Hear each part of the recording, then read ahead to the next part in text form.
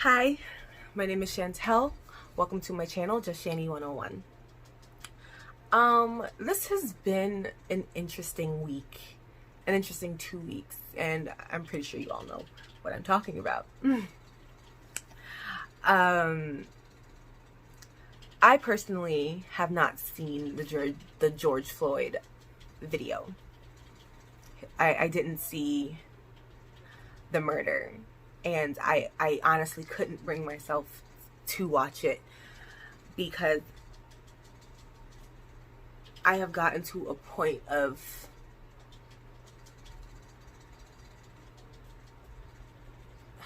like, it's so hard to explain. It's like I've almost accepted it, that this is the reality and this is the country that we live in. I'm completely past anger. I'm completely past tears, and all I feel is numbness. And I didn't react. I didn't react to the Breonna Taylor story. There was a story about a black girl in Toronto that got thrown off a balcony and killed by a police officer during a protest. I'm not sure how true that story is, but that's what I heard. And I hear these kind of stories all the time. I grew up in Brooklyn. This is nothing new to me. And I guess I just became so desensitized to this that I almost didn't care anymore. And that sounds horrible, but it's not that I don't care, because I do. It's just I'm numb.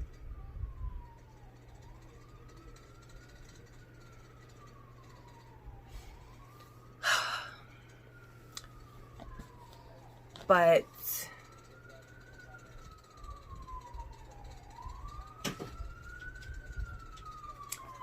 to be quite honest, I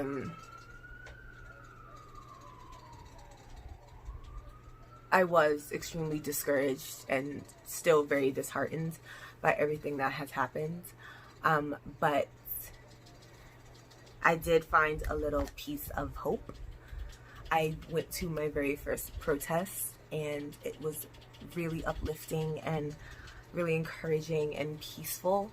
I did film a little bit of it, just like snips, little clips of it, and I don't know if I'm gonna put them in the video, like in between me speaking, or if I'll put it at the end. But I think I might just put it at the end of the video if you wanted to watch that, which is cool.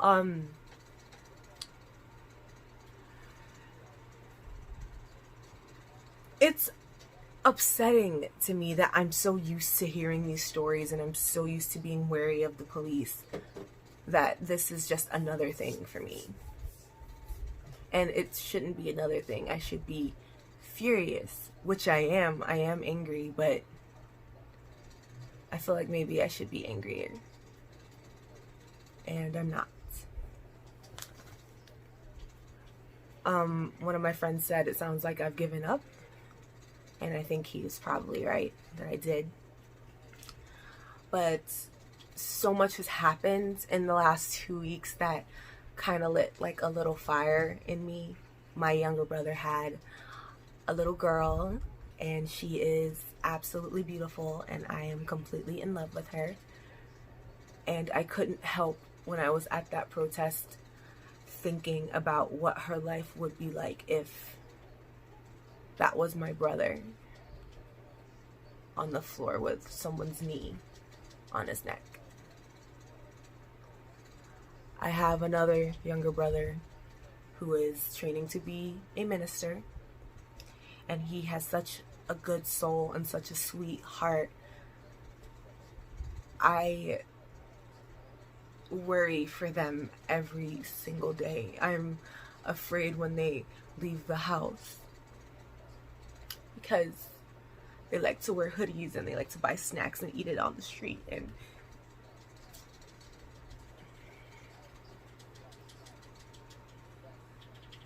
I shouldn't be afraid that something will happen to them just because they wanted to get in Arizona and some Skittles. I shouldn't be afraid to move out of my apartment and get my own place and wake up to bullets in my chest. I have friends with black sons, and they are so sweet and full of life, and I don't want them to be afraid that a man in a uniform has the power to take his life from him. I'm thinking about all the mothers and brothers and sisters who's lost a loved one to police violence, and I shouldn't have to feel lucky that none of my family has suffered from this, because it shouldn't be happening at all. I shouldn't have to fight for the right to be treated like a person. So that's how I feel about that. But back to the protests. There were so many different people, different walks of life there, and I could see the frustration on all of their faces. But even in that anger and frustration, people were still smiling and people were still laughing. The councilwoman that was there, I can't remember her name, but once I grab her name, I'm just gonna pop it on the screen. She was the woman that was at the Barclays Center the day before, or a few days before, and she got pepper sprayed by a police officer. And she told us her story and how she felt. I'm just gonna scoot over a little bit, because I'm gonna post pictures right in this area here, all the pictures that I took of the protest and what I saw. And my friend has a couple of pictures I might steal from him if he doesn't mind. But I don't think I felt so hopeful in a long time. When we started marching, we were marching through downtown Brooklyn, and we got to, can't remember what street it was, but when we got to this particular street that I cannot remember, I saw people hanging out, like sticking their heads out of their apartment windows and cheering for us, and they had signs, and there was a woman with her baby and pointing at the baby. There was a black man with his three daughters, and they were cheering for us as we walked. I did not have the right shoes on, okay? So I got the biggest blister. I was sore. I got a baby rash. It was completely insane.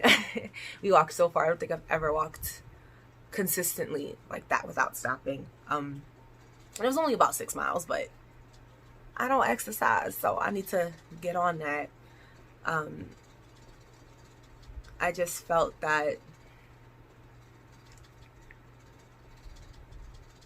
maybe this time they'll hear. Maybe this time the government will hear us. But to be quite honest, I'm not very optimistic. And it's sad that I'm not. But while I was marching, I kept thinking about my family. I kept thinking about my niece and my nephews from my friends, and my cousins and my father. I couldn't imagine my life without my father. And when he goes outside, I shouldn't be afraid that he's not going to come home. I shouldn't be afraid that my mother's not going to come home.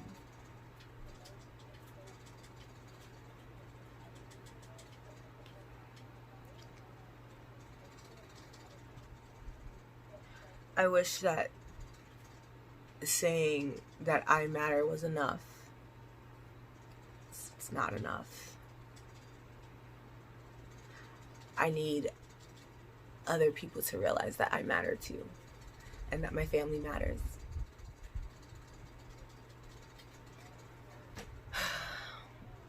I feel like Black people have been vocalizing and trying for so many years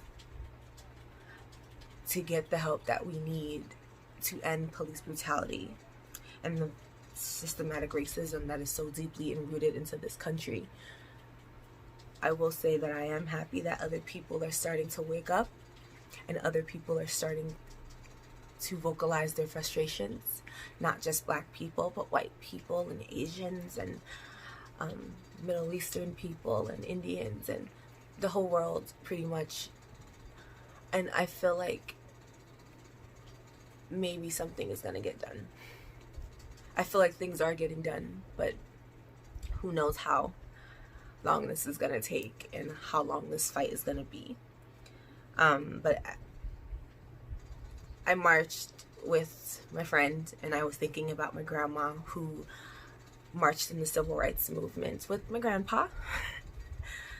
I thought of her, and I called her after the march, and she just told me to keep marching. So whether I am optimistic or not, that is what I'm gonna do. I'm gonna make her proud, and hopefully by the time I have kids and they're grown, they won't have to march. They won't have to be afraid that a cop is gonna get angry and shoot them.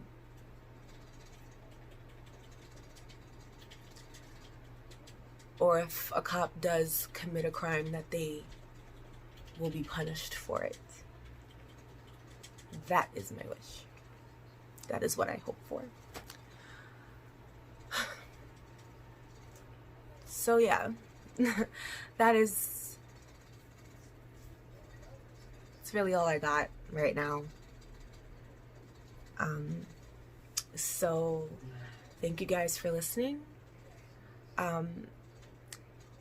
There are organizations that are accepting donations, the NAACP and some other organizations, and I will do a little more research, and if I can find any other organizations that are accepting donations for the Black Lives Matter movement, I will put it in the description box below so you can check it out. And I will see you guys later. Thanks for watching, guys.